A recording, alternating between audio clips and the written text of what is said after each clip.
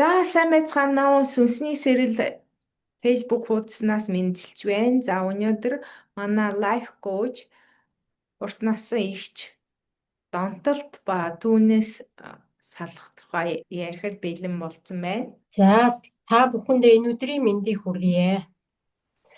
За тэгэхээр өнөөдөр бит хоёр донтолт гэж юу вэ? Ямар донтолтууд байдгийг тэр тухай товчхон ярья. Тэгэхээр ер нь донтолт гэдэг маань болохоор тухайн хэрэгжилж байгаа зүйлийнхээ доос хэмжээг нь хэтрүүлсээр байгаад тийм ээ. Сүүлдээ яг донтолтонд ордог байгаа шүү дээ. Ямар нэг юмний балансыг тохируулах хэмжээг нь тааруулж байгаа үед бол тэр бол донтолт болохгүй нэ. Тэгэхээр ямар донтолт байдаг вэ гэхээр одоо архинд донтож байна, тамхинд тийм ээ. Эмэнд ялангуяа ямар эмэнд донтож ийн гэхээр унтуулдаг эмэнд улсууд их донтдог шүү дээ. Тайвшруулах юм байна. Одоо зарим хүн ч нөгөө айдсыг багасгадаг юм байна. За тэгээд бүр хүндрэх юм бол хар тамхи байна тийм ээ. Кофе тэгэл одоо хоолнд донтож байна, дэлгүүрт донтож байна тийм ээ. Өшөө мөрөөдөө тоглоом, интернет олон нийтийн сүлжээнд донтоод шүү дээ улсууд. Social network. Тэгэхээр энэ дундаас өнөөдөр бит хоёр худалдааны донтолтын талаар авч үзэхээр болж байгаа юм. За одоо худалдааны донтолт гэдэг нь юу гэсэн үг вэ гэхээр одоо орчин үед чинь нөгөө нэг хүмүүс чинь маш их ялангуяа Монголын хувьд бол гадаад байдал их чухал шүү дээ тийм ээ. Хүмүүсийн гадаад байдал, бие авч явж байгаа байдал, юу өмсцیں, тэ юу барьцیں, тэр нь их чухал байна. Тэгэнгүүт энэ дээр яаж ажилтдаг вэ гэхээр одоо худалдаа хийж байгаа хүмүүс маань маш сайн овжонгоор ашиглана шүү дээ тийм ээ. Хүмүүсийн тэр их сонирхлын дагуу яах вэ? Реклам хийн тийм ээ, зургатаар реклам хийн, гар утсаар. Тэгэл одоо бараагаа хямдрууллаа, ийм сайхан үнэтэй эмэг, ийм юмтхан зарлаа энэ төр гэл ингээл. Тэгэхээр нөгөө хүмүүс маань яах вэ? Тэрэнд одоо донтож эхлэх нь шүү дээ. Хөө нөгөө айгүй үнэтэй нөгөө фирмийн юм чинь тэд болчих гэл ингээл тийм ээ. Энд чинь хүний сонирхлыг л татахныг арга шүү дээ. Тэгээд одоо зарим ингээд нөгөө худалдаанд донтсон улсууд яадгүй ямар үйлдэл гаргадгүй гэхээр ерөөсө зөвхөн худалдан авахын тулд худалдаа авдаг. Тэр нь яаж байгаа юм гэхээр тэр хүн тэр яг хэрэгцээтэй биш байгаа байхгүй юу? Бүр юм худалдаж авахын донтоо болсон гэсэн үг шүү дээ, тийм ээ. Тэгэхээр хэрэгцээндээ биш байх нь тийм үү? Худалдаанд донтсон бол хэрэгтэй болоод аваад байгаа юм биш байх нь шүү дээ. Тий. Тэгэхээр энэ талаар Цэнаар чи нэг саналаа хэлдэ. За ер нь ихэнх эмэгтэйчүүд тийм худалдаа авалтсаа хийх сонирхолтой байдаг. Тэгээд дэлгүүрөө гутахаар нэг л юм дутж байгаа юм шиг мэдрэмж төрдөг. Би болохоор бас жишээлбэл нөгөө хар баасан гараг гэдэг Black Friday нэг 11 сарын сүүлээр болдсон шүү дээ. Тэрүүгээр яг 2 өдөр нөгөө тэр чинь 5 өдөр болон хагас өдөр болдог. Заавал явна. Тэгээ Европт чинь нөгөө авсан юм 30 хоногийн дотор буцаадаг учраас үстэй олон юм авсны дараа тэгэл яг нэг сарын дотор бодож байгаа надад хэрэгтэй өргөө тэгэл шал хэрэггүй юм авсан бай ингээд нэг 30 хоног дотор буцаадаг нэг тийм нэг л зугаатай нэг спорт юм уу ашиг гэж боддог юм байдаг. Гэтэл энийг манай хуудасны сэдвтэй холбогдуулж нөгөө даалт ухамсартай холбуулж ярих хэрэгтэй баг тийм үү?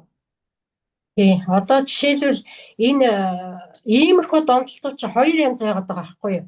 Нэг нь болохоор нөгөө хүүхэд наснд сэтгэлдэнд суусан шархандаа удирдуулаад байдаг. Нөгөөх нь болохоор сүүлд олдсон тийм донтолт байж болно. Тий. Тэгэхээр яагаад ингэж хүн юмд донтдог вэ гэхээр ямар нэгэн хэлбэрээр сэтгэлээ дүүргэж тийм ээ өөрөө өөрийгөө одоо баясгах маягаар л ингэж донтолтонд орж байгаа шүү дээ. Тэгтэл нөгөө эрэгтэй эмэгтэй хүмүүс аль нь ийм худалдааны донтолтонд ордог байхгүй. Эмэгтэй хүн болохоор ойр зуурын тийм ээ хувц сунар, эмэг бүгж, цүнх, гутал юу гэдэг нэг тиймэрхүү юм ингэж худалдаж аваад байдаг. Тэгвэл эрэгтэй хүн юу худалдаж авах уу гэхээр одоо сонсогч диффузер одоо юу гэдэг те янз бүрийн одоо тийм техникийн юм худалдаж аваад байдаг байхгүй юу? Гэрэл мэрэл те гэр дотроо яад янз бүрээр нь гэрэлтүүлэг тавьдсан ч байх шиг. Тэр чинь бас л ганцхан эмэгтэй хүн ийм худалдааны Окей. донтолтой байдгүй. Эрэгтэй хүн ч гэсэн бас ийм донтсон хүмүүс байдаг байхгүй юу? Мгм. Тийм. Тэгэхээр энэ бол зарим нь одоо энэ донтолтын ингээд юу яагаад судлаад ахаар өөрийгөө тайвшруулах хүслээс бас ингэж их юм худалдаж авдаг байна хүн. Мгм. Тийм. Юм худалдаад авахаар нэг сайхан болдгоо шүү дээ. Сэтгэл санаа тий тайвшраал, дүүрээл эсвэл дотроо их хоосон мэдрэмжтэй хүмүүс өөрийнхөө тэр хоосон мэдрэмжээ дүүрэх гэж бас ингэж юм худалдаж авдаг. Эсвэл сүүлд олдсон гэдэг нь бол гэр орны хурцтмал байдлаас гарах гэж бас хүн юм худалдаж авдаг. Жишээлх юм бол одоо гэр бүл нь салцсан бай, тийм ээ? Ганцаараа. Мэдээж дөнгөж салтын дараа бол хэцүү байна шүү дээ, тийм ээ? Тэгээд одоо өөрийгөө юугаар дүүрэхээ мэдэхгүй. Тэр сэтгэлийн хүнд хэцүү юмыг за юу гэсэн дэлгүүр орё, тийм ээ? Дэлгүүр орохоор гой юм хараал, тийм ээ?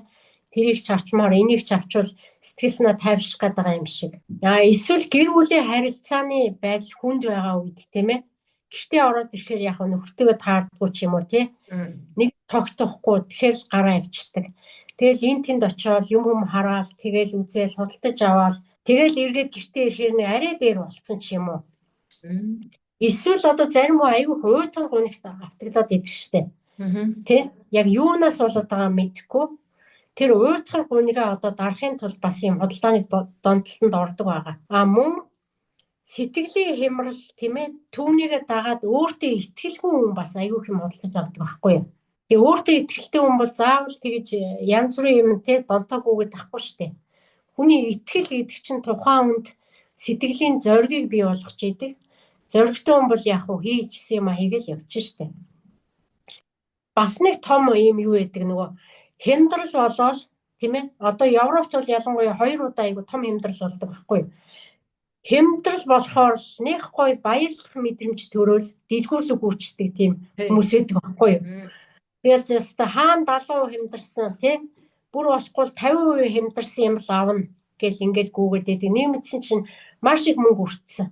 Тий хямдрал гэхээр бүр гой санагдаад шүү дээ тэр хүнд. Тий тэрнээсээ болж бас ингэ донтчихээн. Тэгээд одоо нөгөө талаараа бол яг уу сэтгэлийн шархандаа бас хөтлөгдөв тийм ээ сэтгэлээ дүүрэх маягаар ингээд иймэрхүү зүйлээс болж ингээд дэлгүүрийн донтолт үүсдэг байгаа шүү дээ. Тэгээ ингээд өөрийгөө донтолтой юм байна гэдгээ мэдэх юм бол тэрийг бас өөрчилж болно.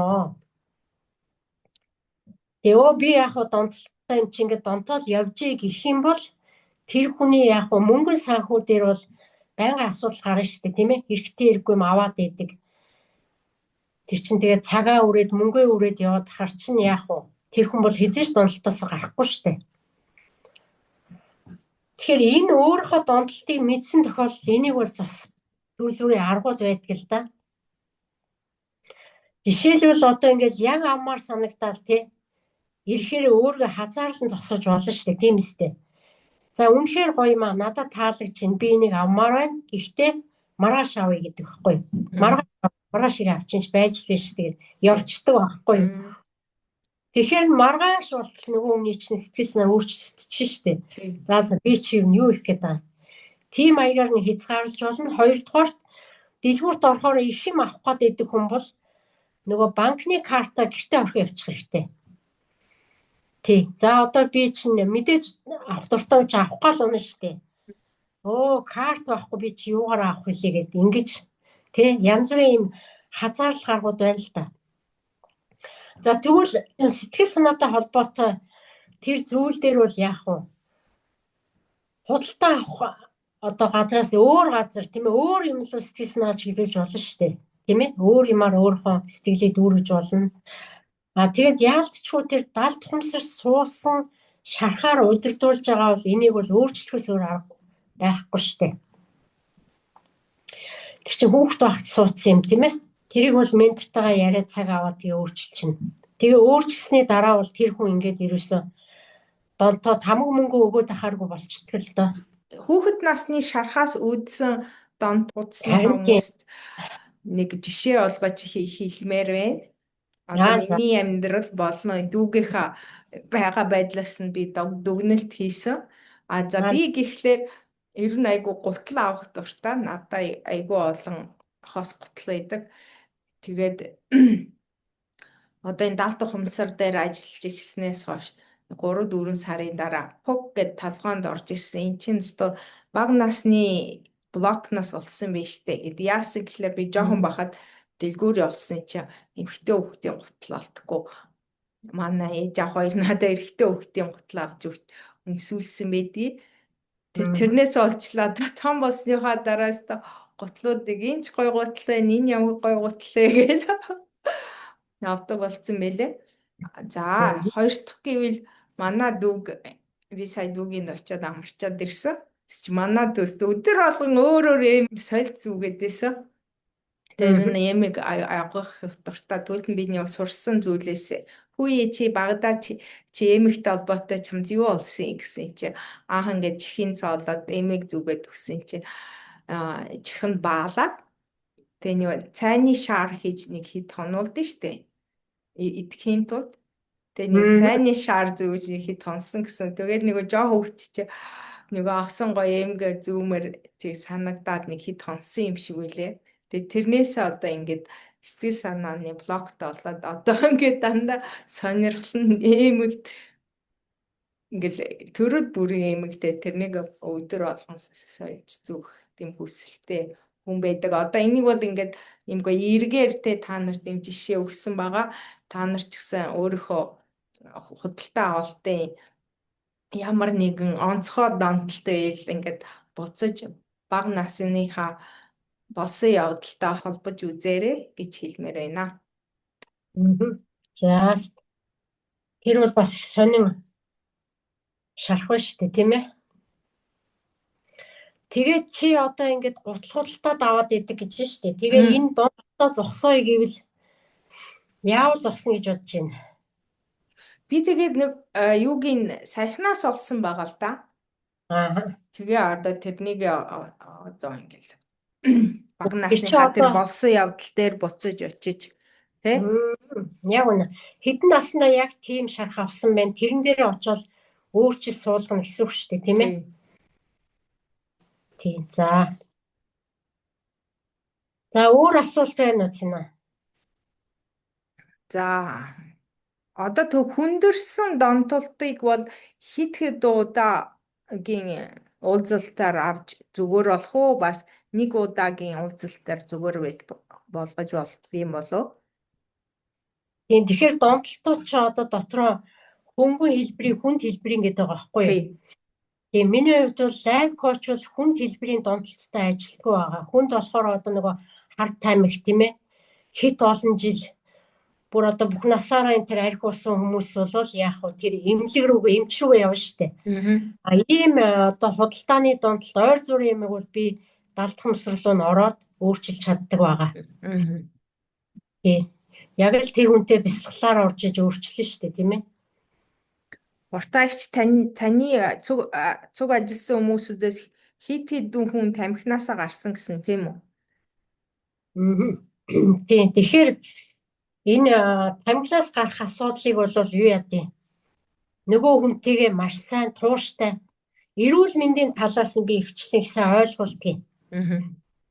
Тэгэхээр тэр хүн яагаад тамхинаасаа гарч чадахгүй байсан бэ гэхээр юу яадгийн бэлээ нөгөө тамхин бүр ёстой баг нөгөө эхнэрээс нь илүү дотн болчих тийм ээ шүү дээ. Тамхитайгаа харьцаад яадгүй гэхээр тамхиа татахтаа юм боддгийм байна. Тамхичин хүн чинь.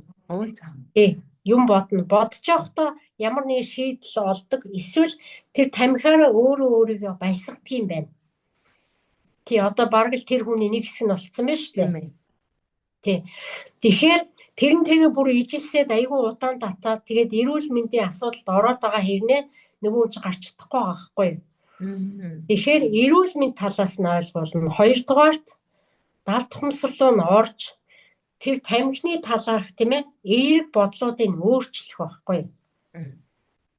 Тийм ээ тэр хүн чинь тамхиг одоо маш сайхнаар бодоод хагасаж салж чадахгүй олон жил явлаа штэ. Тэгэхээр тамхины одоо хор уршиг ойлгуулна, эрүүл мэнд дээр нь буулгаж өгнө. тийм ээ далд хумсар дээр нь өөрчилж өгнө. Тэгээд сэтгэл зүйн зас нь нэлээ одоо хид хідэн уулзалт хэрэгтэй байдаг л да. Тэгээ тэрний дараа ингээд нөгөө хүн чинь өөрчлөгдөд хумсар нь тэлээд ирэх юм бол аяндаа ойлгоод ирэх юм бол тэрнээсээ гарах аргаа ингээд олоод авчдаг байхгүй. Тэгээд нөгөө таминаас гарах чинь бас олон янзын арга байгаа шүү дээ. Зарим хүн шууд хайдаг. Тийм ээ? Зарим хүн айжмаар хайдаг. Айжмаар гэдэг нь одоо багсгасаар байгаа тийм ээ? Хамгийн сүүлд 1 гэдэг тоон дээр ирнэ шүү дээ. Тийм ээ? 1 гэдэг тоон дээр ирэхээр нь яг кодолдог байхгүй би. За та одоо нэг шиг тамхин дээр ирсэн бол хоёулаа хамтраа таны кодыг зохиоё гэд. Тэгээ кодыг зохиогоод тэгээд тэрийг өөрт нь ингээд цаасан дээр бичээд тэр үн чи өөрөө бичиж авчтээ. Тэгээд тэрийгээ ерөөсөө ёстой хотлоо хэлсэнд өдөр шингүү хилээд байна. Хилээд байхаар чи яах гэж байгаа юм? Далд хумсрал угаал оруулах гэж байгаа байхгүй юу? Тим маягаар тамхинаас гаргадаг байгаа.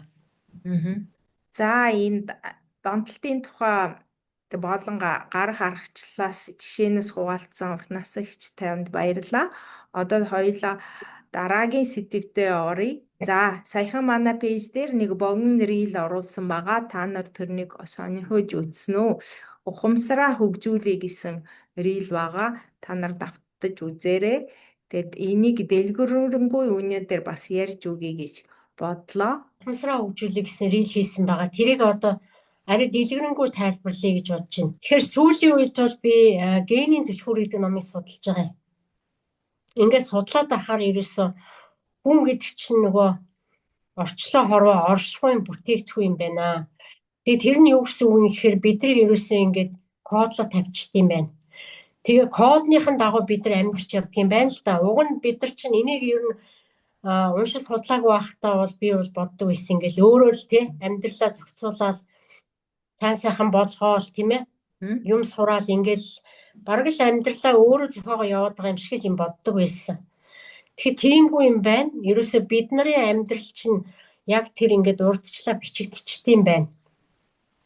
Тэр байтугай одоо намайг ингээд төрхөөс 3 сарын өмнө тийм ээ дэлхийгээс нэг юм шарах өгдөг юм байна.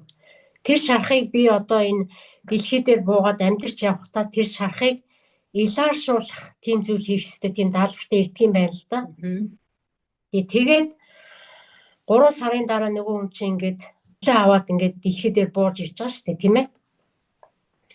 Тэгэнгүүт ерөөсөө л тэр хүний одоо явах ёстой зам нь тодорхой тий суух нь тодорхой уулзах хүмүүс нь ч тодорхой байдаг юм байна. Тэгээд 3 зүйл туваад юм байна хүний амьдралыг. Одоо жишээлбэл намайг одоо 11 кодоор кодлоо гэхэд нэг код нь дотроо 3 хуваагддаг байхгүй юу? Тэр нь ямар учиртай юм гэхээр хүний амьдрал чи одоо эхлээ сүйдргээ тал өгд юм байна нөгөө хүндээ. Тэгээ сүйдрээ даваад бэлгээ авд юм байна. Бэлгээд авчих юм бол хамгийн сүүлийн сэдэ гэдэг хэсэг рүү ордог юм байна. Тэр сэдэ дээр орох юм бол хамгийн дээд хөгжилд очих гэсэн үг шүү дээ. Тэгэхээр одоо хүн одоо тэр сүйдэр дээр байх юм бол яа гэсэн үг вэ гэхээр зовлон тоогоо зуурал тастай байна гэсэн үг. Тэгэхээр хүн чинь болохоор нөгөө нэг хүний сүнс чинь сүйдрээсээ гарч иж бэлэг рүү орно гэдэг маань сүнсний хөгжил явагдаж тийш орно шүү дээ тийм ээ. Тий. Тэгэхээр яаж одоо энийг мэдхүү гэхээр энэ генийн түлхүүр чинь 64 төрлийн одоо нэг ширхэг юм ийм шүү дээ 64 янзаар харна гэсэн үг. Тийм одоо харааг л одоо бичсэн байна гэсэн үг. Тэгээ энэ одоо генийн түлхүүр дээр 64 гэдэг ийм хоёр кодын талаар би товчхон хэлээд өгье. Энэ нөгөө ухамсартай холбоотой учраас би ярихаас аргагүй болж байгаа юм л да. Тэгэхээр 63 дугаар код гэдэг маань бид нарын зүүн тарих юм байна. Тий. Өнөөдрийг хүртэл бид нар чинь зүүн тарихаараа амьдарч ирсэн байхгүй юу? Нэг л хувь ашиглаж ирсэн гэсэн үг. Тэгээд 64 дахь код маань болохоор баруун тарихны үйл ажиллагаа юм байна. Баруун тарих. Тэгвэл баруун тарих нь 99% хувийг ашиглаж болох тийм чадaltaй тарих юм байна л да. Тэгэхээр энэ 64 гэдэг энэ кодоор тийм ээ баруун тарихаа яаж ашиглах юм бэ тэгээд гэсэн асуулт гарна ш хамгийн түрүү. Тэгэнгүүт энэ баруун тархинаас ч ерөөсө төсөөлөл орж ирд юм байна. Төсөөлөл. Тэр чинь юу гэсэн үг вэ? Одоо жишээлбэл одоо том одоо эрдэмтэй хүмүүсийн жишээн дээр ярихаар та нар илүү сайн ойлгох бах.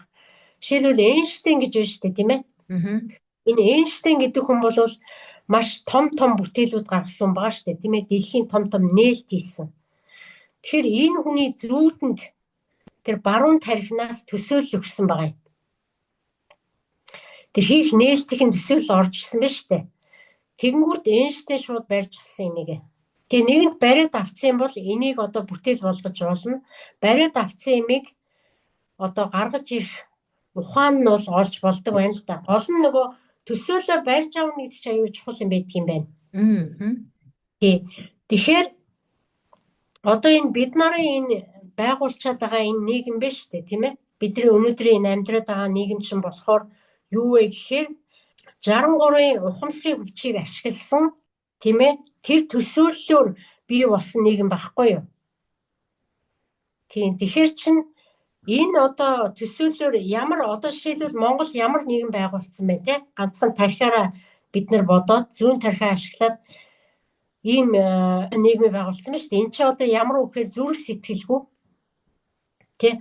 Үннээс маш хол ийм нийгэм байгаад байгаа шүү дээ. Жишээлбэл Улаанбаатар хот яагаад төвчилт юм бэ? Чи юу гэж бодож байна? Зам нь дутуу. За. Тий, зам нь дутуу байж тийм ээ. Одоо өөрөөр хэлэх юм бол эн чинь нөгөө нэг яагаад ингэж их байшингуудыг ингээд бүр ингээд чигжээд бариад байгаа юм. Эн чинь болохоор тэр бас. Тий. Энэ бол шуналтай холбоотой байхгүй юу? Хүн за би энд нэг газар авчи, хурдхан нэгэн бариад мөнгө олгочих гэсэн шунал тийм үү? Тэгтэл тэр шунлынхаа дагуу бий болгоод нь шүү дээ. Энэ хот чинь шунлан дээр суурлаад бий болоод байна тийм үү? Хэрвээ зүрх сэтгэлээ дагуу бий болсон хот бол яах вэ? За энд байшин барихад энэ байшин чинь хүн амьдрын тийм ээ? Энийг дагаад юу байх юм? Хүүхдийн тоглох юу байх ёстой? Талбай. Тийм одоо тий талбай байх хэрэгтэй. Тэгээд эн чинь машина парклах хэрэгтэй биз дээ энэ хүмүүс чинь. Зогсоол нь байх нь. Айл болгон тийм ээ. Тэгээд одоо энэ хүүхдүүд чинь сургуультай явна өстэй. Ойролцоо нэг сургууль барьчих нь. Тий. Энэ хүмүүс ч одоо бас дэлгүүр орж юм аавна штэ. Дэлгүүрийг барьчих нь тийм ээ. Бүр цогц. Тий. Ингээд дээр нь одоо энэ хот чинь хэдэн хүн багтахаар хот юм. Тийм үү? Ингээд бас төлөвлөн бүх маа төлөвлөж ээж баригдсан штэ. Тэгэхэд энэ одоо доод 3 хүрдэн дээр бид нар амьдарч байгаа үед зөвхөн зүүн тарихаараа нэг хувь ухамсараараа бүтээсэн нийгэм байхгүй юу? Тэгэхээр энэ чинь яг уу баяжих мөнгө тийм ээ гадаад байдал их чухал байна штэ. Тийм үү? Тийм учраас одоо энэ их утаа униар яагаад байгаа юм? Хин нэгэн хэдхэн хүн л баяжихын тулд яаж гинэ? Бусдаа бодохгүй штэ тий. Тэгэхээр энэ бол одоо нөгөө тухайн хүмүүсийн амьдарч байгаа тийм ээ сүнсний хөгжилтэй холбоотой болоо явчихж байгаа байхгүй юу? Тий, тэгээд одоо бид нар яах вэ гэхээр хэрвээ одоо ингээд бид нар чинь нөгөө төсөөллөө барьж аваад тийм ээ тэрийгэ биелүүлэх юм бол бид нар шал өөрөөр амьдрын штэ. Тэр нөгөө 99% тархинаас чинь яах вэ? 99%-аар сэтгэж байгаа юм тийм ээ шал өөр хөгжил гарч ирнэ гэсэн үг байхгүй юу? Тэгээд логик тархиараа явсаар байгаа сүлдээ төөрчдөг хүмүүс. Тэр төөрнө гэдэг нь юугаа хэлж гацчдаг байхгүй гацаанд орчдөг. Тэгэнгүүт нь цаанаас нөгөө баруун тархинаас төсөөл орж ирж өгдөг. Төсөөлөх нь шүү дээ. За чи гацсан байна. Одоо чи наадхан хайрцагнаас гараад цаашаа энэ төсөөлийн дагуу яваа гэд хэлдэг. Тэгэнгүүт тэрийгэ бариад авсан хүн бол цаашаа хөгжиж явчихна шүү дээ. Барьж авахгүй үгүй миний энэ л зүг гэдэг юм бол тэндэл хайрцлуудаа суугаад байна гэсэн үг. Гэх мэтчлэн ингээд энэ хүний генийг судлаад их юм бол маш их юм байна. Энэ ген дотор. Тэгээ одоо жишээлх юм бол одоо ингэдэж штэ нөгөө хүмүүс миний үйлчлүүлэгч нар ингэдэж штэ би нөхөртөөгөө таарахгүй байна. Би тэр ингэ зөрчилдөд байна. Тэ? Эсвэл би авгаатаа таарахгүй нэг гэдэг штэ. Тэр чинь яг энэ гений кодыг судлаад ахаар тэр хоёрыг яагаад нийлүүлж ийн гэхээр бие биегээ засахаар нийлүүлсэн байдаг хгүй юу? Тий. Эхнэрийн муу талыг нөхөр засах гэдэг байгаа байхгүй юу? Нөхрийн муу талыг эхнэр засна.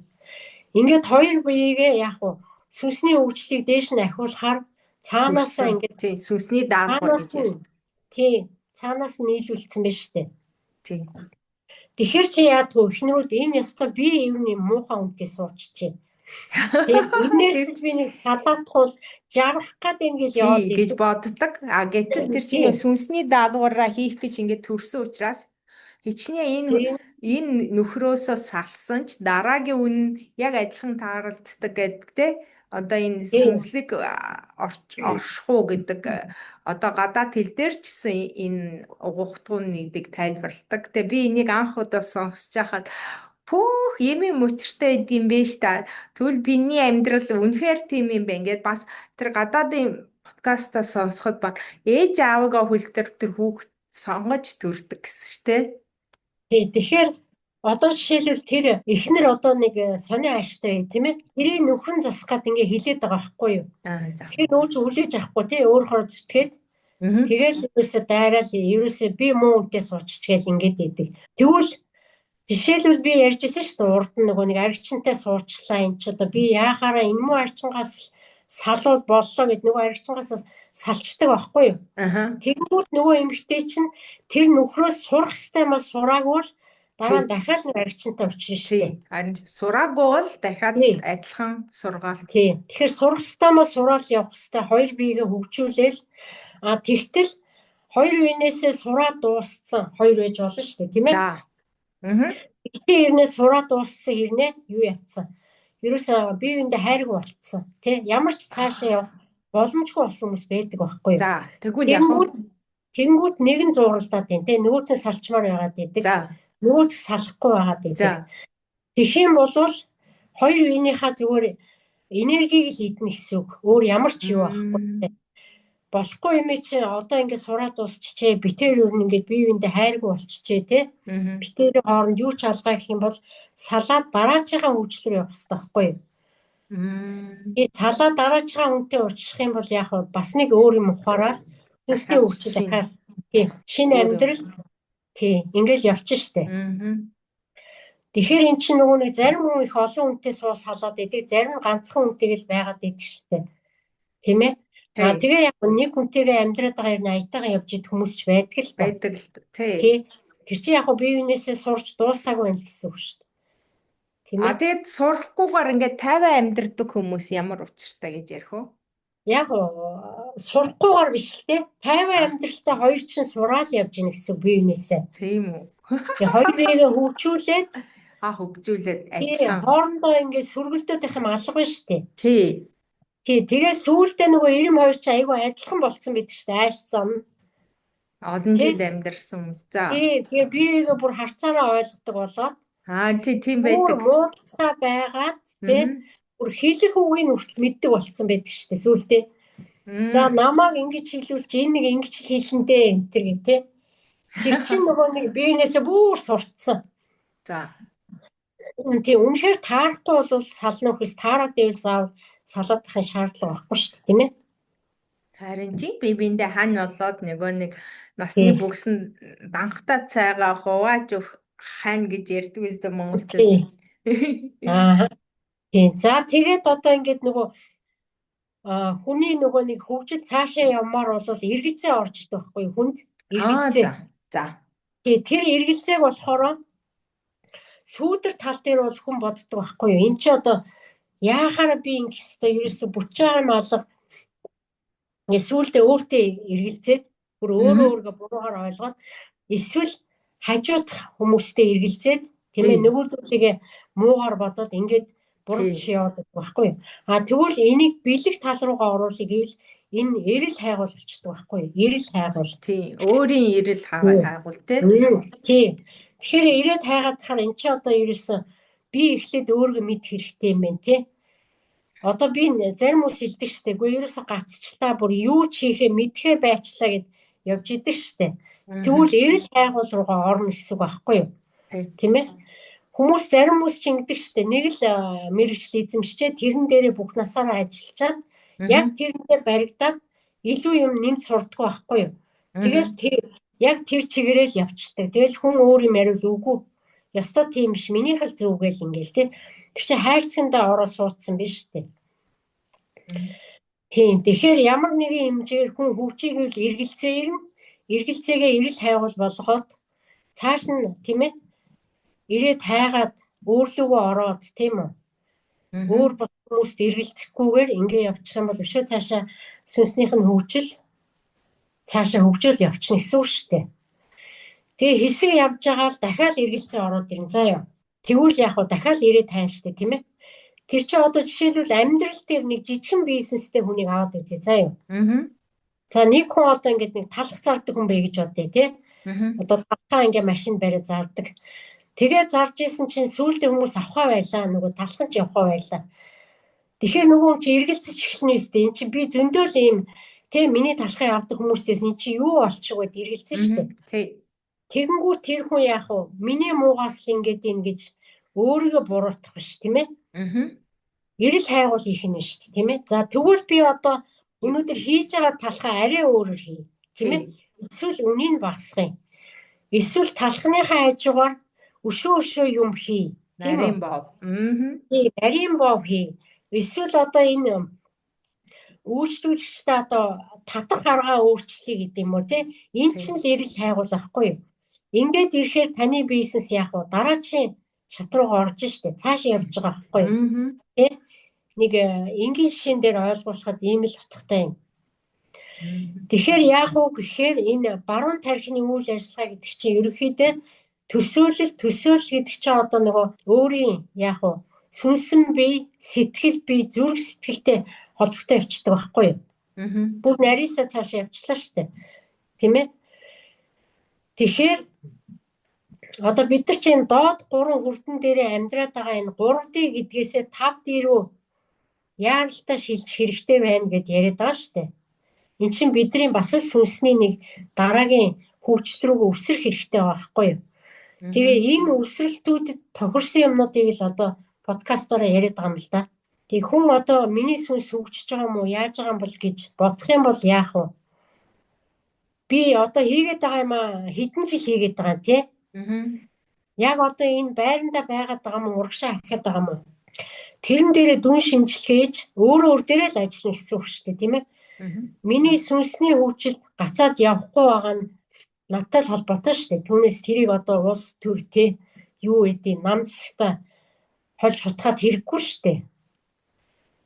Өөрөөр гадуусын хүмүүстэй батгах хэрэггүй. Хүмүүс чи яадаг шүү дээ. Одоо ерөөсөө миний амьдрал ийм хэцүү байгаа нь тэрнтэй холбоотой, энэтэй холбоотой гээл гадуур гадагшаа хайгаад идэх чинь буруу байхгүй юу? Тэхийн оронд өөрөө өөрлөг орох хэрэгтэй, тий? Би юм бэ? Би юу хийгээд яваад байна? Тий? Наацх нь би эхэлдэг штэ. Та өөрөөсөө ялгаруулж байгаа тийм ээ? Эрчим энерги зөв болгоорой гэж яриад идэх штэ. Одоо хүмүүс чинь айгүй их мөнгөний их өндөр сонирхолтой гэдэг тий? Мөнгөний болоод мөнгөний сургалтанд суун мөн гэж яриад идэх штэ. За. Тэгээ ерөөсө товчхон хэлэхэд мөнгө гэдэг чинь энерги дагаж ирдэг юм баггүй юу? Мөнгө. Тий. Түүнээс биш баахан ингээл те хэрэгтэй хэрэггүй баахан мөрөөдөл хэлээл эндээс биш. Таны энерги давтамж чинь хаана байгаа юм те? Хаана явж байгаа юм? Та өөрийнхөө одоо сүнсний хөгжлийг хаана авчирсан? Юу хүсдэг? Тэ? Таны сэтгэлд юу байгаа юм? Тийм үү? Юу бодоод байгаа юм? Юу хийгээд байгаа юм? Тэрнээс чинь шалтгаална шүү дээ мөнгө чинь. Тийм тэгэхээр одоо энэ 1 сарын 25-нд эхлэх сургалтанда мөнгөний талаар би нэг хичээл оруулсан байгаа. Тэрэн дээр аюул товчхон бүгд тодорхой хийсэн. Тэгээд бус нь болохоор дандаа ухамсар хөгжүүлэх тийм хичээлүүд байгаа. Тэгээд энэ сургалтандаа бол их олон хүн авч чадахгүй би. Сценар дээр хоёрдугаар учраас та чинь дөрвөн ганцаарч уулзалт өгдөг 1 сарын тэ эн чинь 7 хоног нэгийг өгнө. Тэгэхээр чи олон үнийг авч чадахгүй. Тийм учраас хүн цөөхөн учраас та амжиж бүртгүүлээрэй. Тий, сая бол 12 сард 1-р ангийн хичээл явагдсан. Хүмүүстэйгээ ажиллаад маш олон хүнд үр дүн гарсан байгаа. Одоо 1-2 дугаар ангид 2 ангитай хүмүүс авна. Ер нь нэг 20 сэтгүүлгүй хүн аавна. Одоо эхнээсээ орчлт байна. Яагаад тэгэхээр чи нөгөө нэг хүн болгонтой нэг хүнтэй 4 удаа 1 сарын дотор тулж ажиллана гэхээр тийм олон авах ямар ч боломжгүй байгаа учраас чанартай тий тулж ажиллаад нөгөө хүнийхээ ухамсарыг сайн тэлэх нь л одоо манай сүнсийн сэрэлтийн зорилго байгаа. За ингээд та бүхэндээ өнөөдрийн Цэна битүүрийн хийсэн ярилцлагыг эхнээс нь аваад дуустал үзээд тийм ээ өөртөө багч гисэн имийг өөртөө илрүүлэн амьдрал дээр хэрэглээрэй гэж хүсье. Тэгээд дараагийн подкаст хүртлээр баяртай. За урт насны ихчтэй их баярлалаа. Өнөөдрийн сэдв сонирхолтой байлаа. Та нарт асуух зүйл байвал комент үлдээж болно. Сүнсний сэрэл пэйж рүү мессеж хувийн зургаас илгээж болно. Тэгээд энэ далд ухамсар сэрэлт гэдэг анхных болон хоёр дахь шатны сургалтанд хамрагдаарай гэж хүсье. Та нарт бусад хүмүүстэй найз нөхөд гэр бүлийнхэнтэйгээ сайхан дамжуулаарай. За их баярлалаа. Дараагийн подкаст хүрэлтэр баярлалаа. Баяртай.